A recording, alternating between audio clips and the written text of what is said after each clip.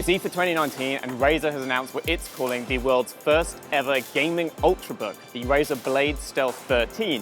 Now obviously we've had Blade Stealth 13s before, but this is an updated model that actually has a GTX graphics card packed inside this tiny little chassis. Let's take a look. So this is the new Blade Stealth 13, which has an updated design for late 2019 with a few little tweaks all around. But basically the main thing is there's now an NVIDIA GTX 1650 packed inside. Now that's a big step up. We've seen ultrabooks with graphics cards built in before. The Blade Stealth 13 actually used to have the MX 150 in, and you can get a Huawei MateBook with an MX 250 in. But this is, as far as I'm aware, the first slim profile 13-inch laptop that's managed to pack a GTX sort of proper gaming graphics card in. Performance-wise, you're getting quite a lot of bang for your buck based on what Razer says. They say you can run Forza Horizon 4 at sort of high detail, full HD, and get a stable 60 frames per second. I've been seeing a little bit of Wolfenstein Youngblood running at the sort of mid settings, but again, full HD, stable 60 frames per second.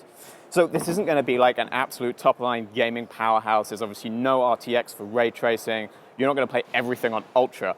But if you want to have something that is this lightweight and this portable and will get you respectable gaming performance right now on some fairly challenging games, yeah, this is going to do it. So what have you got other than that GTX? There's a 10th gen Intel Ice Lake quad-core Core i7 CPU. That's in every model. Same with 16 gigabytes of RAM. You get that in every model of this. So that's part of what's helping drive that really, really solid performance. So there's a base model in white. Obviously, this is the black one right here.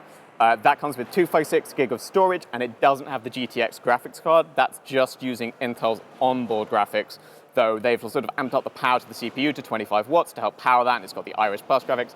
So it should be decent performance, but it's definitely not the same sort of thing. If you want that GTX, you basically get two choices.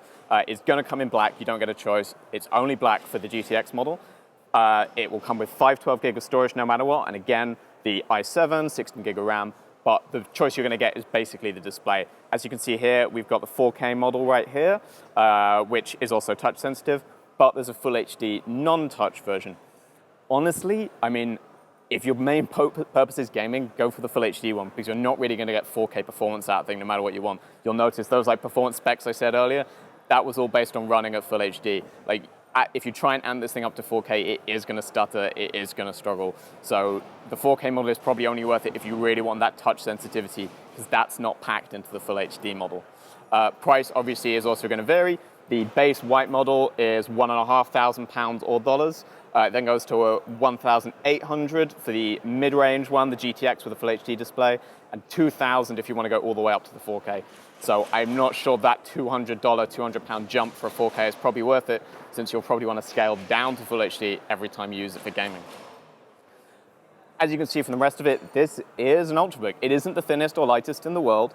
It's half a millimeter thicker than the previous Blade 13, and at 1.3 kilos, it's definitely not as light as some competitors. But you know what? I'm happy sort of throwing it around a bit. It is lightweight. I'm someone who really cares about using lightweight laptops, and I would be very happy with this one. And ports are okay. We're getting USB-C, USB-A headphone jack on that side, and USB-C and A on this side. USB-C for charging, obviously. No HDMI, no SD card reader, but it's an ultrabook.